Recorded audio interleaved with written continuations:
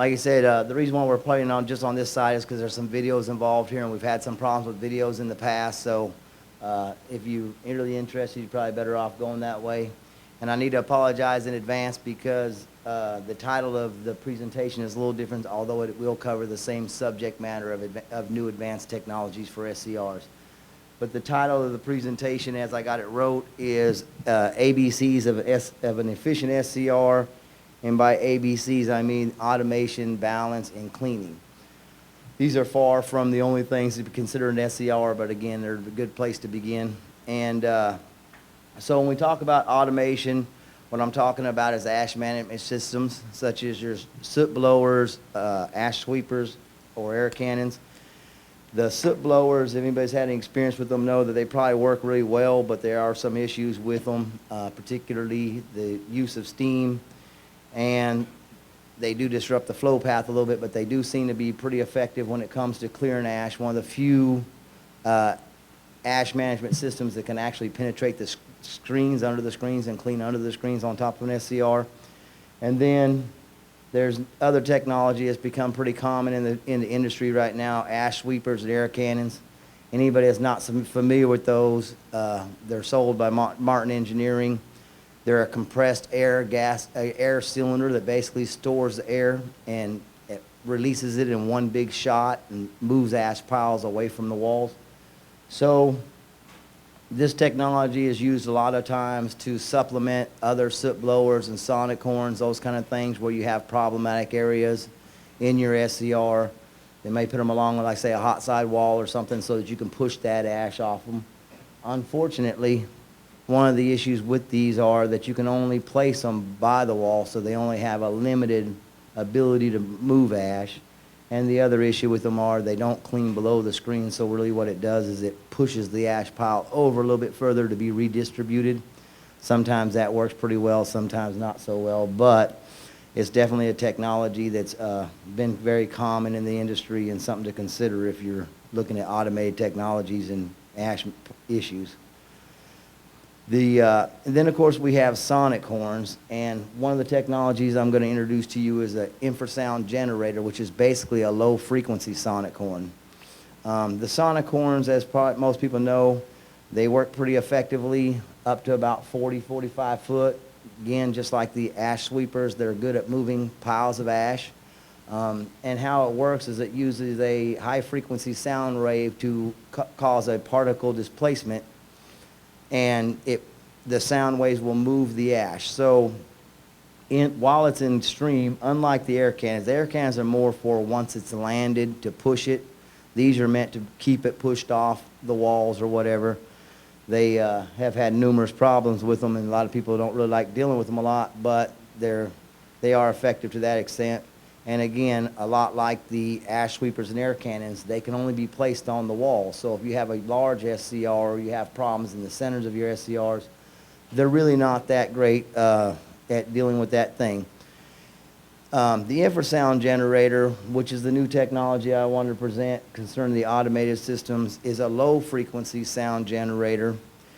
The difference between the low-frequency and the high-frequency sound generator is that these have a much bigger particle displacement amplitude. They create a larger wavelength. The sound is not absorbed into the walls of the SCR or ESP or air heater area or whatever you're using it in. So it causes it to bounce back and forth more. And these also have an automated tuning, so you can tune it to the size of the box. And the biggest thing about these is they're omnidirectional. When you put one of these things in an SCR, sometimes as many as two, depending on the size of the SCR, they will replace as many as a dozen or 16 of the low-frequency horns. And to give you an example of how this technology works, so what you're seeing here under the technical principles, the first one there on your right, is a simulation of the wave of a low frequency as opposed to a high frequency. And as you can see, the high frequency has a limited wavelength, and the low frequency is able to create a bigger wavelength and therefore create a bigger particle displacement. And like I say, that wavelength can be tuned to the size of your box, so you're literally hitting each wall as you do it. And under there, you can see with the different frequency, with the 20 frequency over the 300, the difference in the wavelength, the absorption. Like I say, there's very little absorption for these into the wall, so it causes it to bounce back and forth. And of course, the particle displacement. And this little speaker here is to illustrate to you the difference in particle displacement. This is the particle displacement at 150 megahertz. This is 75. This is what you see in a traditional sonic horn as far as particle displacement amplitude. And this is a 20 megahertz horn. So if you can see there how much more you can move the particles. And I recently spoke to a customer that put this together like y'all hear everybody with the basses in their car, how like you can hear my radio when I turn it up, but it doesn't move the car.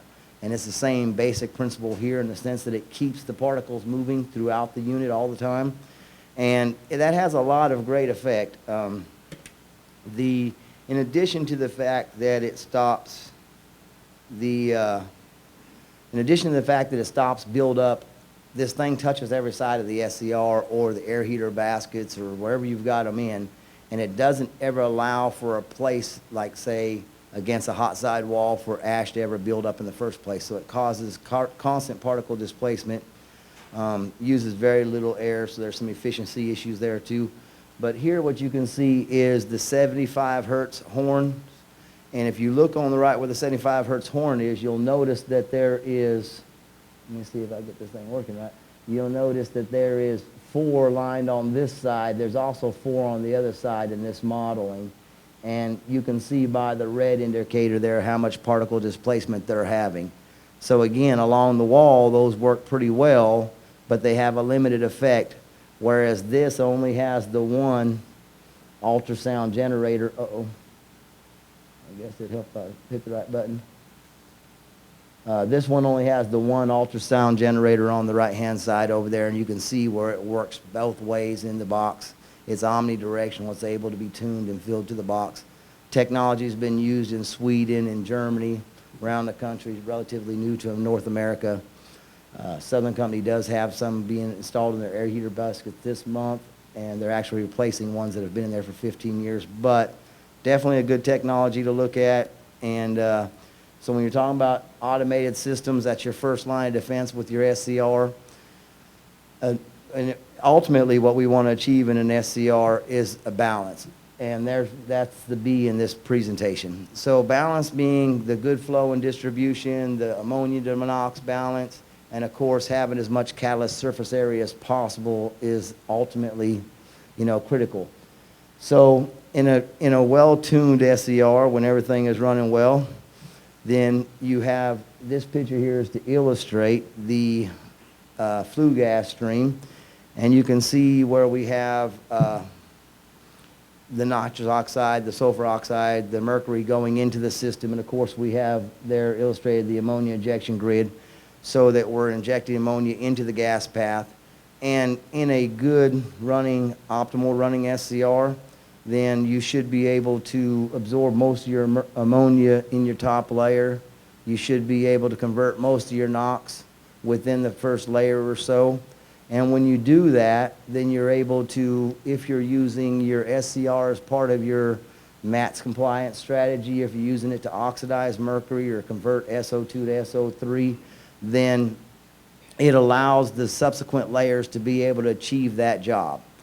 If you're not able to get the NOx and the mercury in your first couple layers, what happens is it competes with the NOx, it competes with the mercury and the SO2 for oxygen, and it challenges the SCR's ability to oxidize the mercury.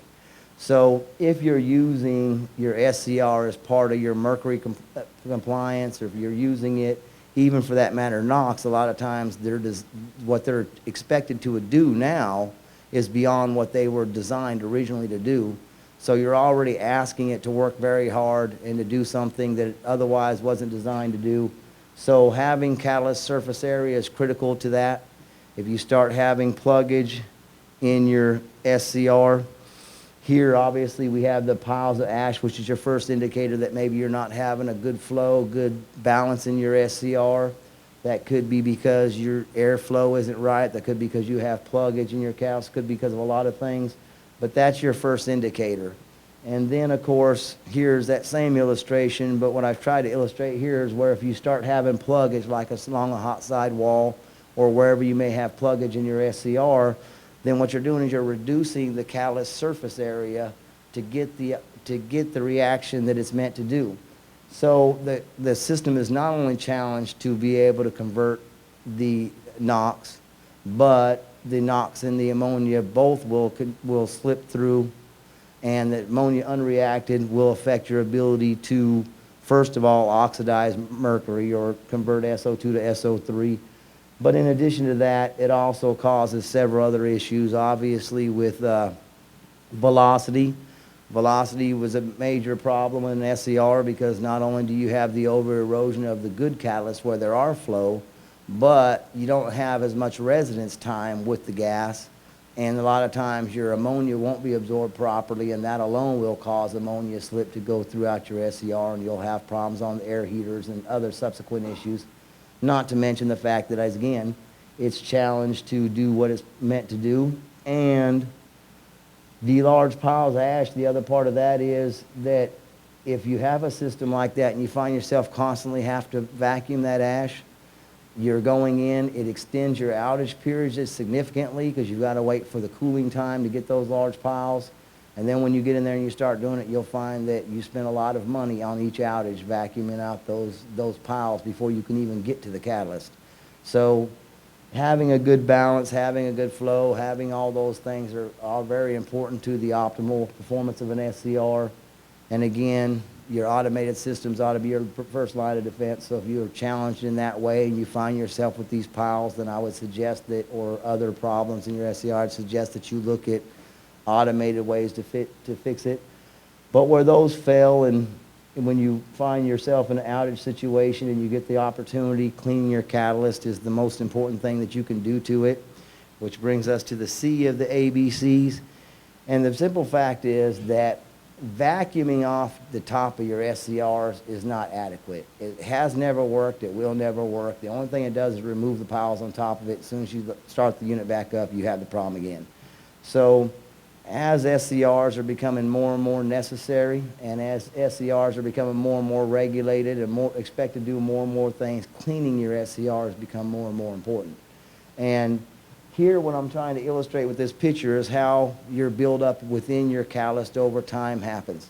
Now, obviously, there are situations and events that happen that cause pluggage. You could have a boiler tube leaks, get some moisture in your SCR, it mixes with the ash, and then you'll have a surface area hardening. Or if you have a bad flow distribution in your SCR, a lot of times you just don't have enough velocity to get the ash through it. And either way, what happens over a period of time is that this ash starts to build up within the catalyst. I've worked with both of the catalyst regeneration companies that are actually one now, and they'll tell you, maybe they won't tell you, but they've told me that a lot of the times with the catalysts they're getting back aren't necessarily coming back to them because they're deactivated. They're coming back to them because they're full of ash. So if you can remove this ash, if you can keep these things clean during regular outages, the premises is that the SCR will run better, last longer, and your catalyst will be more efficient. So when we start talking about cleaning, there are several cleaning technologies that have been out there for a while, several new ones that have developed. High pressure washing, which the only time you would do that was the plate catalyst. It was outside the box. They used to do that before they would dip them in the regeneration solutions and whatnot. But that's not something you do on the plant. And of course, air lancing. There's probably not a person that has an SCR that has not experimented some with air lancing. It just makes sense that you can blow through some of the stuff through the catalyst. And the truth of the matter is, if you do it well and you do it effectively, it can be a good accent to other cleaning processes, but you can't rely on it, because when you try to rely on air lance and you try to get too much air, then you start doing damage to catalyst, or you're pushing the stuff further down in there. So although it makes a good accent, it really is not a good cleaning method by no means. And of course, poking and scraping. A lot of people over the years have tried. I've seen some of the biggest inventions you imagine in the world for poking things through catalyst, but you're not going to poke anything through there. You're just going to poke it further down, and it just doesn't work. And again, scraping the catalyst, sometimes that's necessary to get down there and get some of the hardened stuff scraped off so you can get to the catalyst and clean it. But just like air lancing, your cleaning should not depend on air lancing and scraping. That's a way to accent some of the cleaning, but if you rely upon it, you're going to find that you do yourself a lot of damage and in the long run don't get nothing back. Then, of course, we got vacuuming. Again, vacuuming off the catalyst doesn't do a lot for it. It's what you do to get to the catalyst so you can see what kind of pluggage and whatnot you have. And again, it's part of the cleaning process. You're going to vacuum it off. You're going to vacuum through it. So it's a means to get them clean, but it shouldn't be relied upon solely.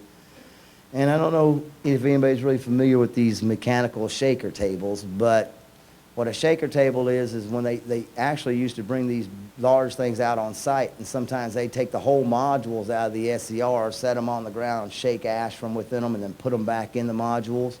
And sometimes they use these shaker tables to pre-clean them before they go through like a regeneration, or they saturate them to clean them for the regeneration. But for the shaker tables, you've got to take the modules out of the SCR to put it. That alone is labor intensive. And let alone if you're going to take the cassettes out of the module and do it that much further. It's very expensive, not something that's really worth doing on site, especially if you're in a short outage period. And then one of the new advanced technologies that are coming out is dry ice blasting. There's a company that offers dry ice blasting in their SCRs. I've seen it done. It is effective. I can tell you this, that if you had a major event in your SCR, if you had pluggage across your SCR. I've heard of a particular plant that got a bunch of moisture ash in their ductwork when they were on outage, and then when they closed their bypass dampers, they dropped it all right on top. It instantly hardened across the whole SCR. I know this worked really, very well for them. They came in there and was able to bust up that hardened ash on top. But again, that's an event. That's an event that causes a large amount of hardened ash, and if that was the case, this may be worth bringing out to do. It's very expensive, and if it's not necessary to do it across your SCR, I don't know if it would be cost effective to bring them out, but it's something to consider if you have a major problem with it. But in addition to that process, one of the processes that I originally invented several years ago and it's been a work in progress, we've tuned it up, is the vibration process.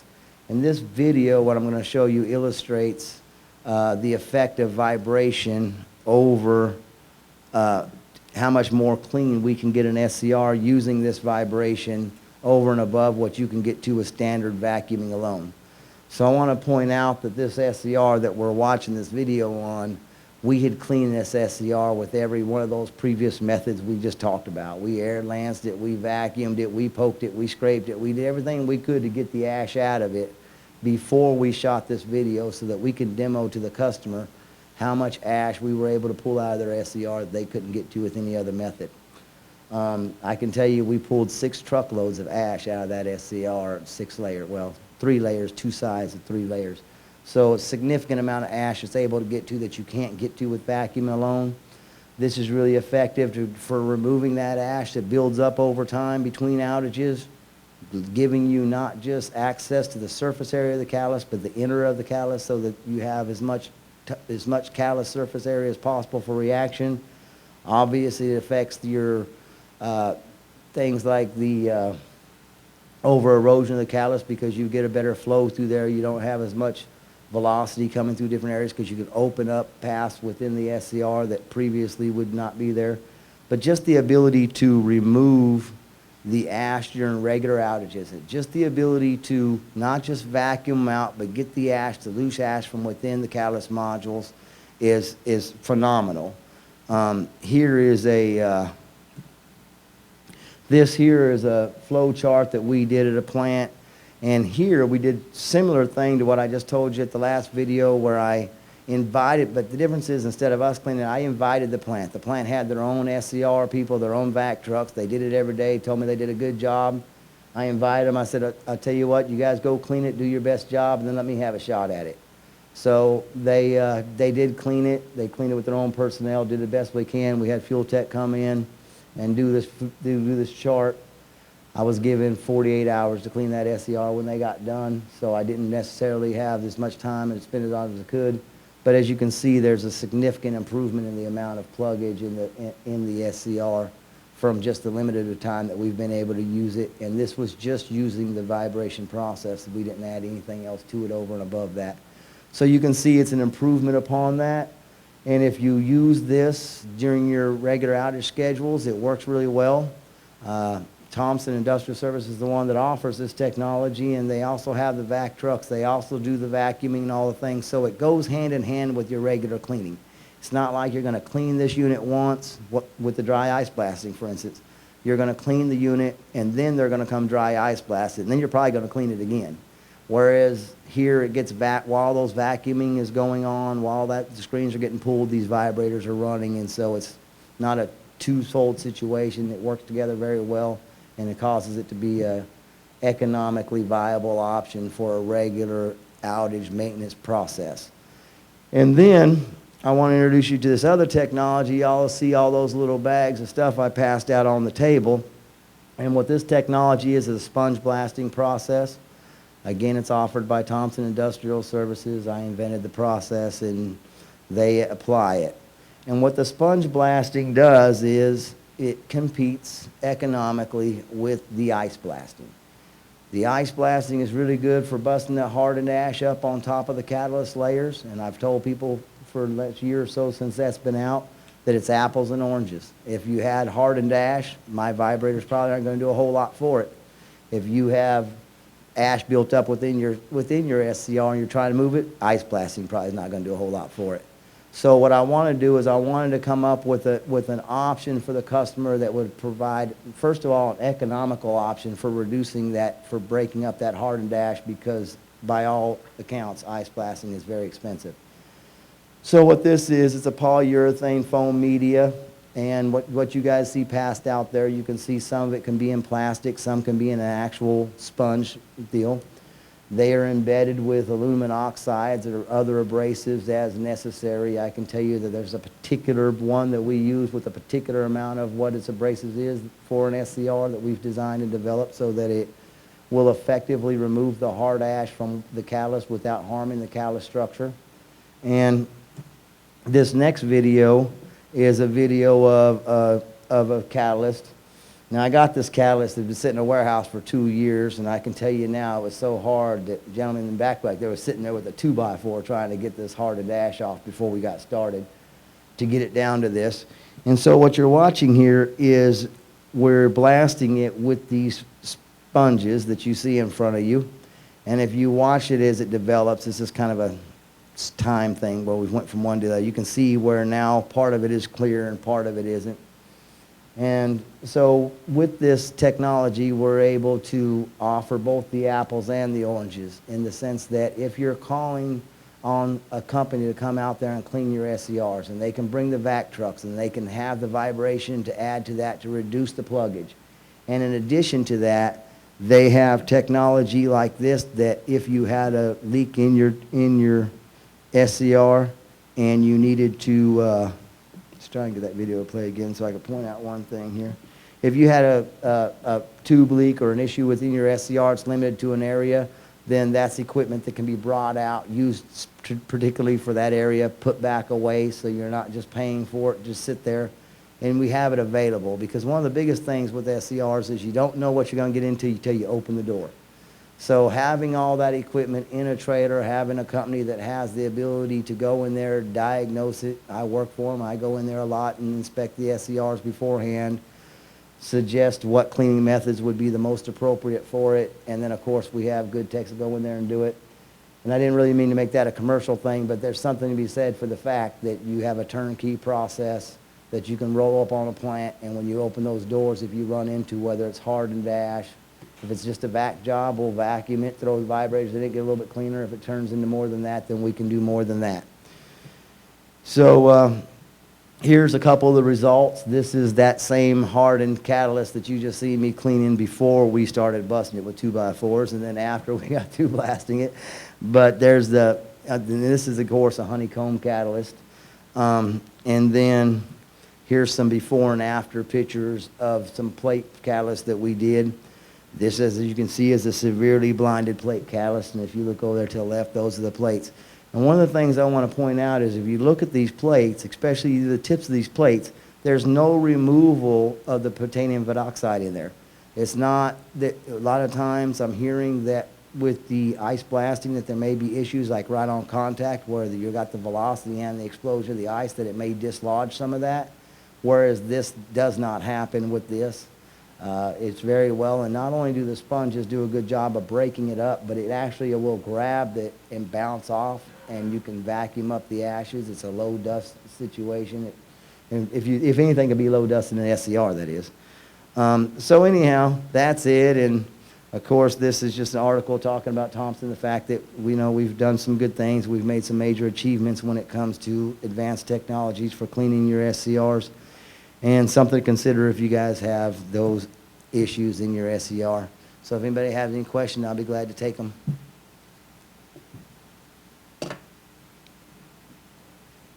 All right, then. Thank you very much.